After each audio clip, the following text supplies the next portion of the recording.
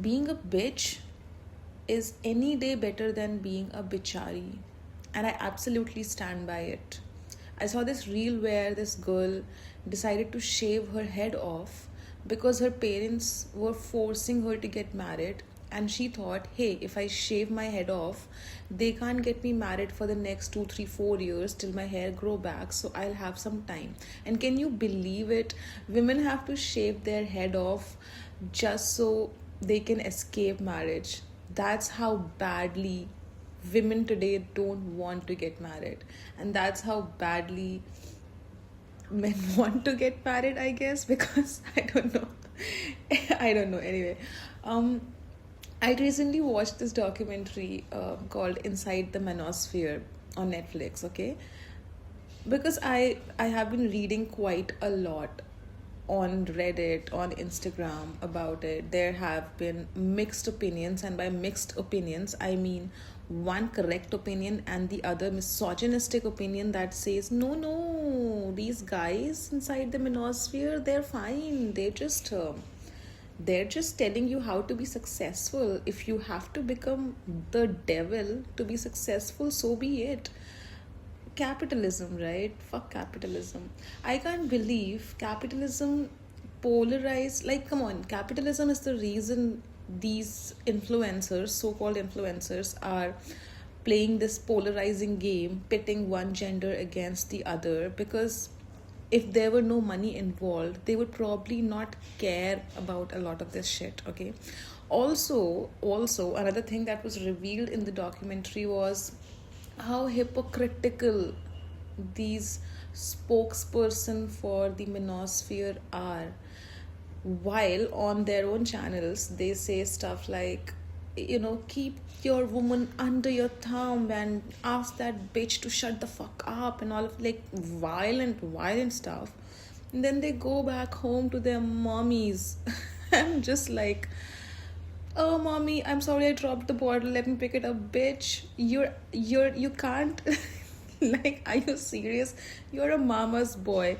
Honestly, for anybody who is even remotely, sane is the right word I'd like to use.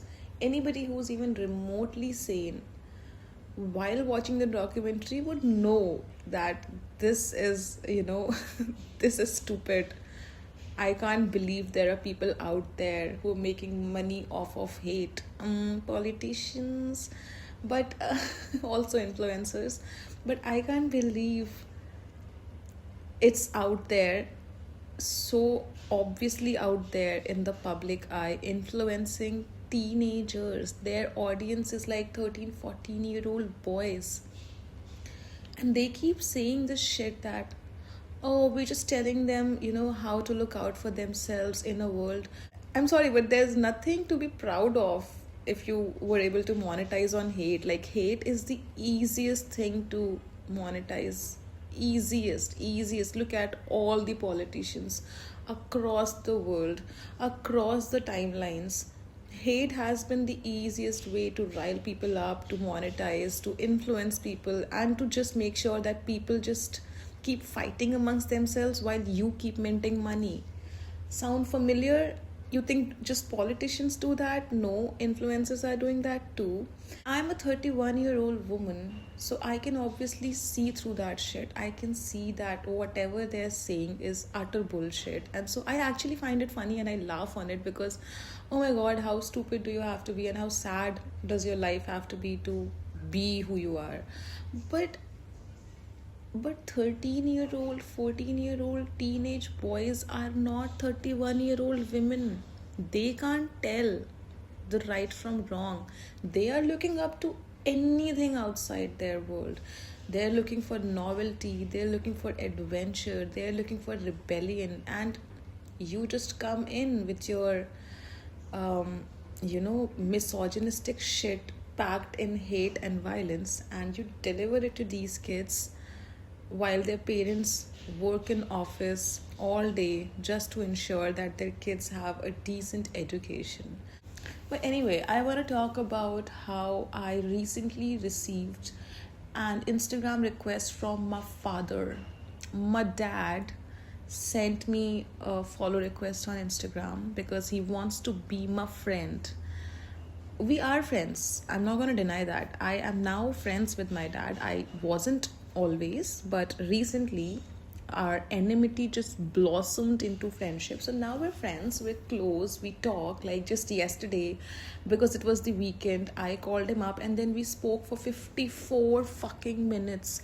I just clicked a screenshot of that and sent it to my cousins and siblings group, because the fuck just happened. Did I just talk to my dad over call for 54 minutes just talking? There was no lectures going on, there were no preaching going on, there was no fighting or arguments, just two adults talking. Can you believe it? So like I said, my dad is my friend now, but we're not that close. I'm sorry. Like, see, the problem is, all my life, my dad actively discouraged me from having a social media presence. All my life. There was a point when I was in college when my dad found out that I was on Facebook, because, yeah, I'm that old.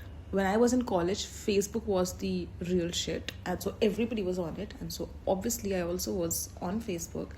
And my dad found out, and he took away my phone, locked me up in my room. Just, oh my god, I don't want to go down that traumatic lane, because otherwise I'll be filled with rage again. I don't want to do that. So but my dad has always actively discouraged me nahi, shamed me, outrightly shamed me if I ever wanted to have a social media presence. So I went out and I did it. The moment I moved out of my house, I was like, now I'm gonna have a social media presence. And so I created this account, and I didn't even keep it private. I left it public for the world to see, for all my relatives to click screenshots and share amongst family groups and gossip. I didn't give a fuck. I created a public ass account, and then I posted slutty ass pictures on it, because my life, my rules. So I went through that phase. My dad was not on Instagram during that phase, but he still got to know what I was posting, because thankfully relatives just made sure कि उनको सब पता रहे. He should know कि उनकी बेटी क्या कर रही है, कैसे कपड़े पहन रही है, and all of that. So he was always aware of me having a social media account.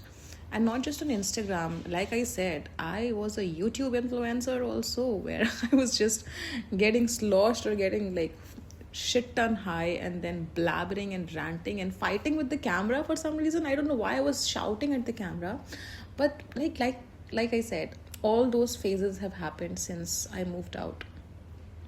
Never has my dad ever actively acknowledged my YouTube presence, like, unless it was like in a bad way. He was like, "You're bringing shame to the family. I'm gonna go and kill myself," and all of that. But yeah, that got so dark. I literally went down that. I think I still have PTSD from the time my dad found out about my YouTube account. He basically disowned me for a couple of months, but then COVID happened, and he was like, "Yeah, if we're all gonna die anyway, maybe I should make up with my stupid daughter." So he made up, and he did his share of things to make up for it. So no grudges there, hopefully. But yeah, till this date, I cannot accept my dad's follow request on Instagram, because all of that YouTube drama that happened in 2020 kind of changed some neural wiring inside my brain. But I don't know. So anyway, my dad sent me a follow request on Instagram, and it has been sitting in my inbox for more than a month. So this time when I went home for Holi, I decided I'm gonna make my mom's Instagram account and send a follow request to dad, because yay. It's just I don't believe in fighting anymore. I believe in these Cold War kind of things. Just giving you a taste of your own medicine. You send a follow request to me, your wife sends a follow request to you, like, and only Like, my mom doesn't even know how Instagram works. She doesn't know how accounts work, how following works, how what reels are. Honestly, she's not aware of that. But I'm trying to make her learn all of this just so she can be a part of the world that's advancing so rapidly, that's moving forward at such a pace and whatnot. But yeah, so that's that. What else?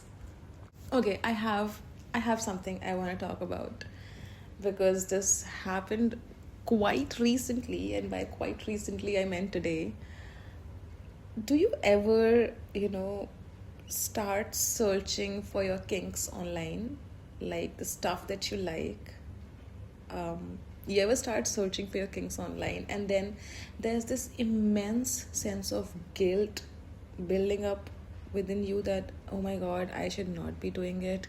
What am I doing? Why am I searching for this vulgar ass content?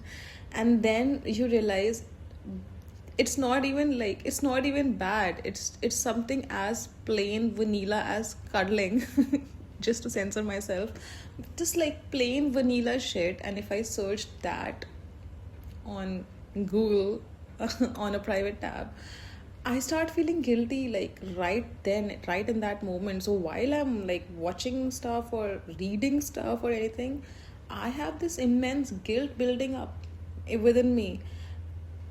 And the other day, I was thinking about it, we have this sense of guilt, especially as women. We have a sense of guilt when we look for things that pleasure us, things that make us happy.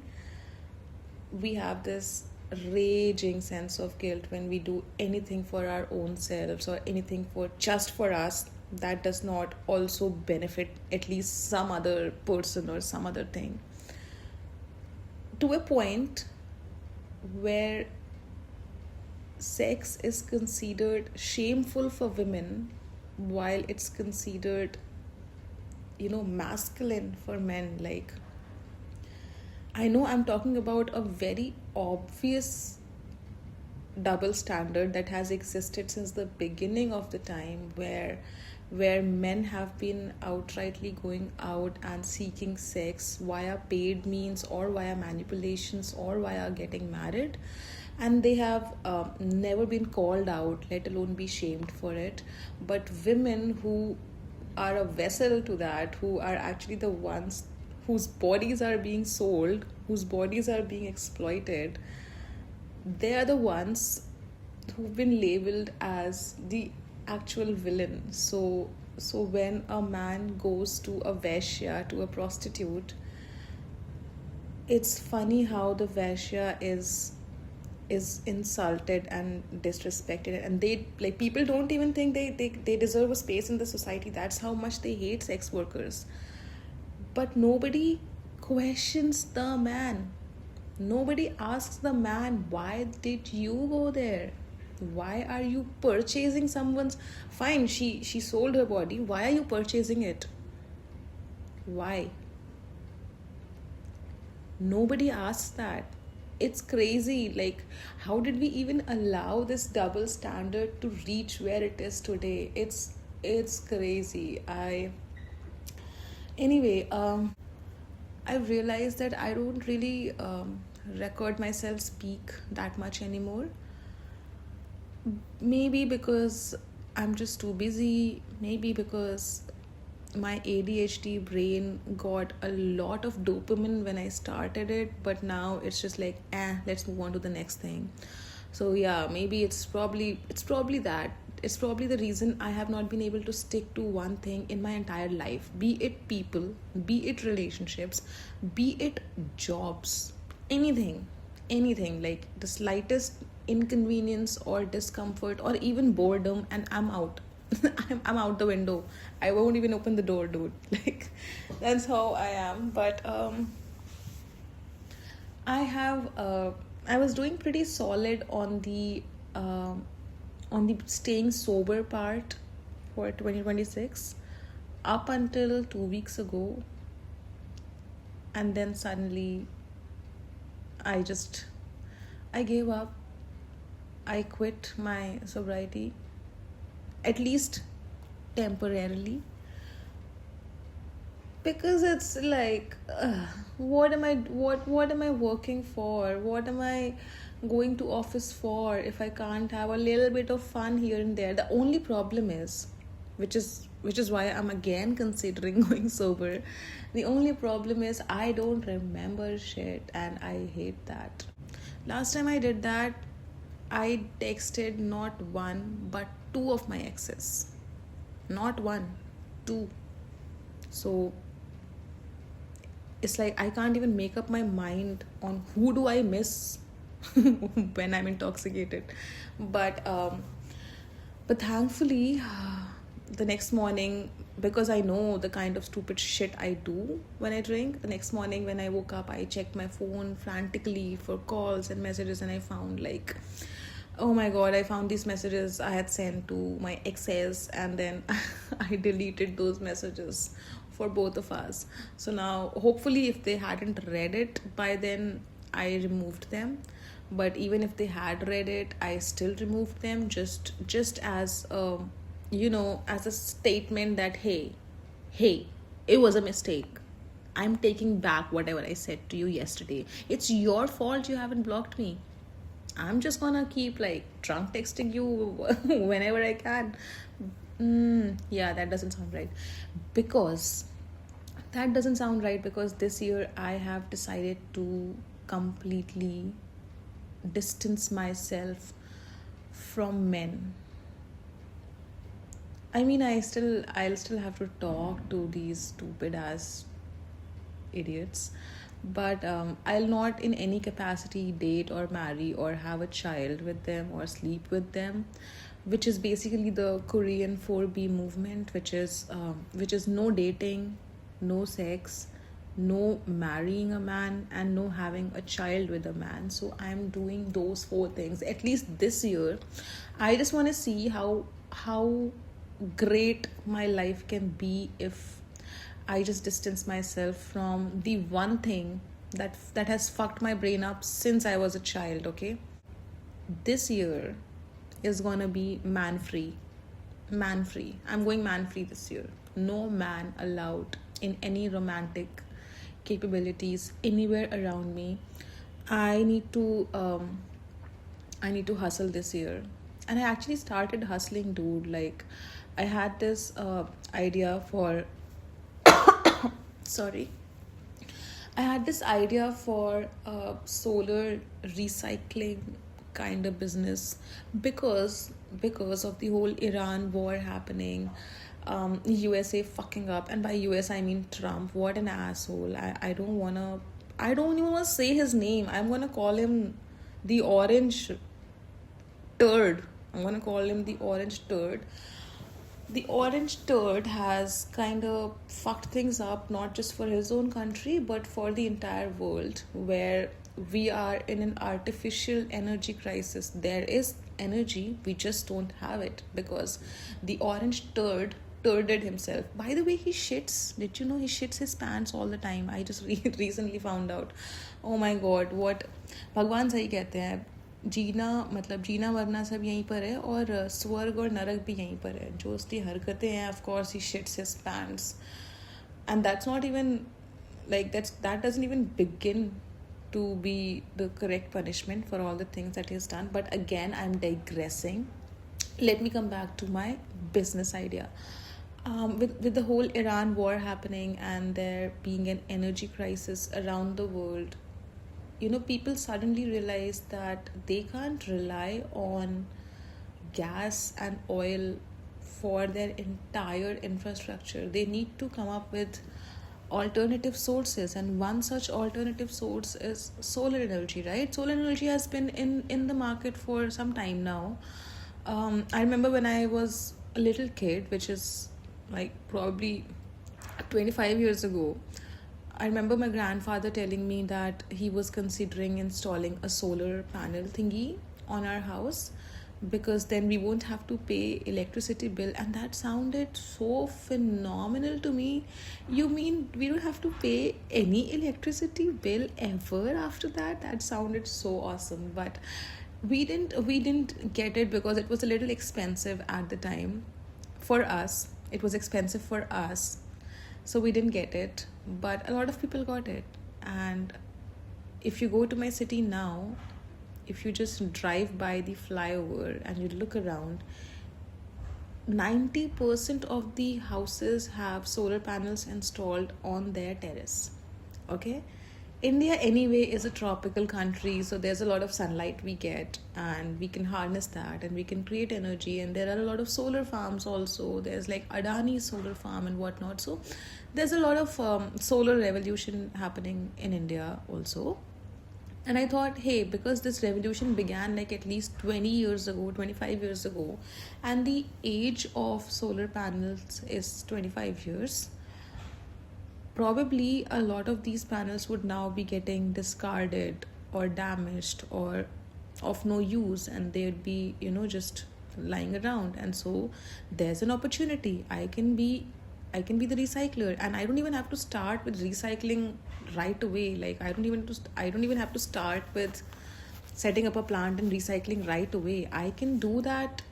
I can start as an aggregator. I can just collect all the damaged solar panels from all the partners that I'll establish in my city and then expand to my state. And then I can decide which of these panels are decent enough to be refurbished and sold off, and which of these cannot be refurbished and they need to be sold off to the recycler. So I can tie up with a recycler like a Terra. That was the plan. I uh, I was trying to do. I was in the validation phase of this plan.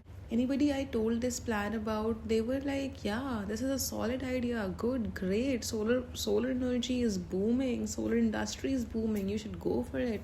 So I was like, "Yeah, okay. If so many people are saying this is an amazing idea, maybe I should take it seriously." So I started some research and validation on that.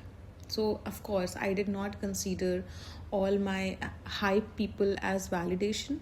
So, in case that's not clear, that was not validation. I actually started with the validation after people hyped me up.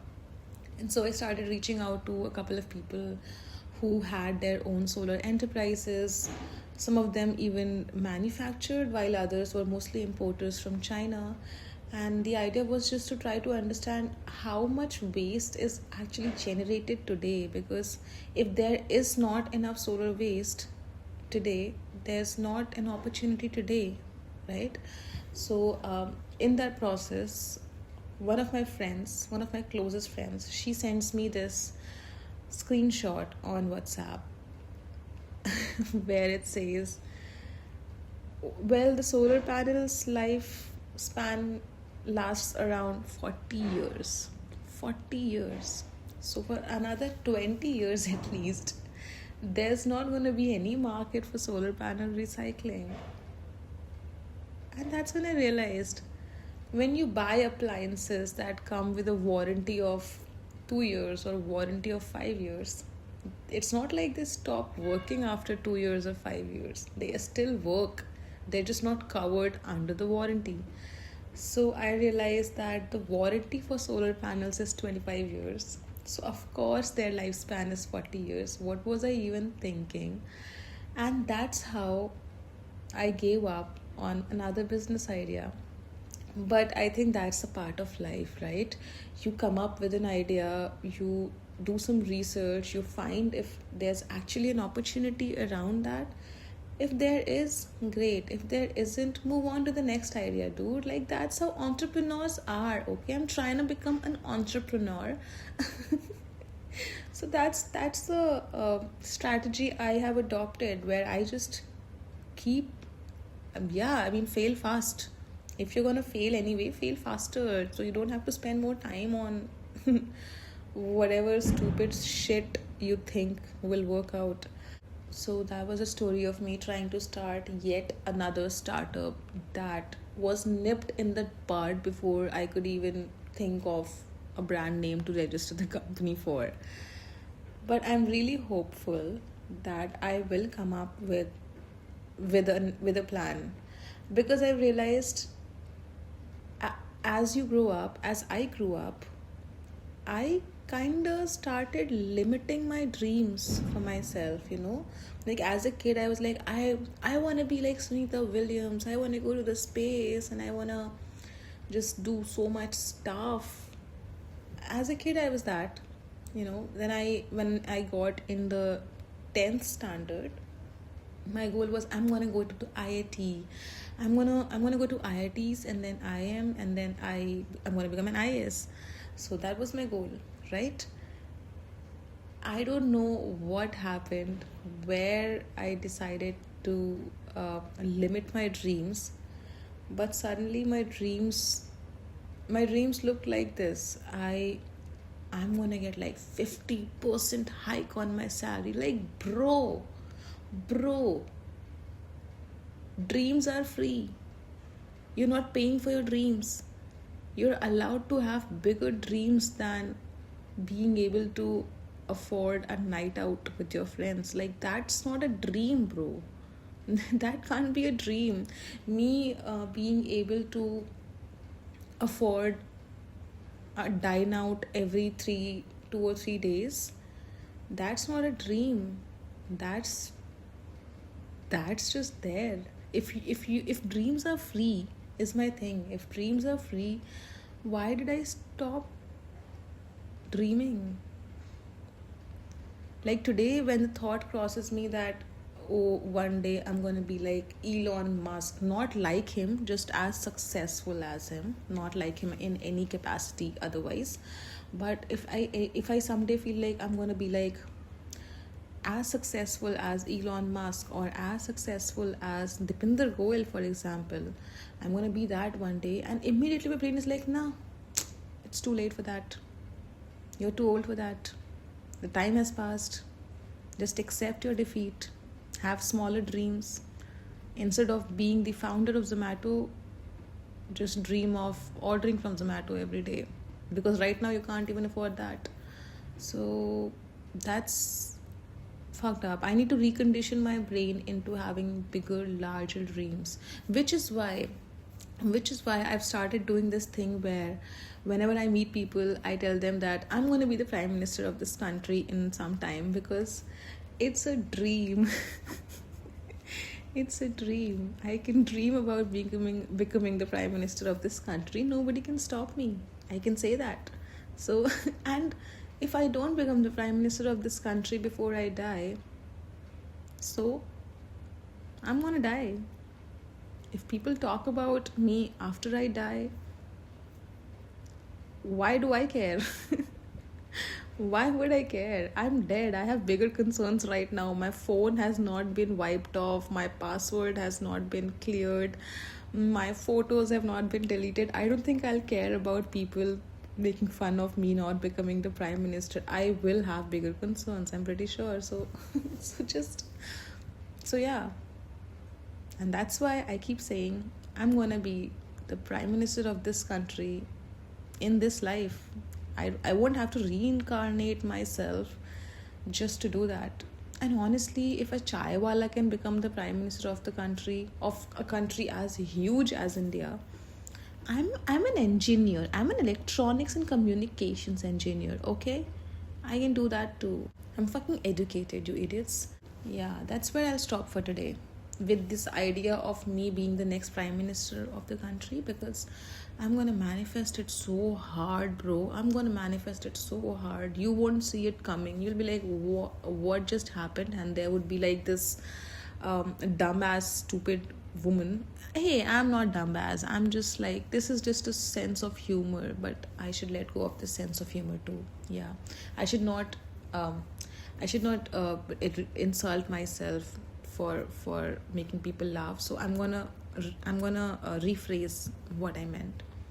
Y'all are gonna watch this amazing, handsome, most beautiful woman in the world become the prime minister of the country, India, in no time, because I'm gonna manifest it so hard. Okay, bye.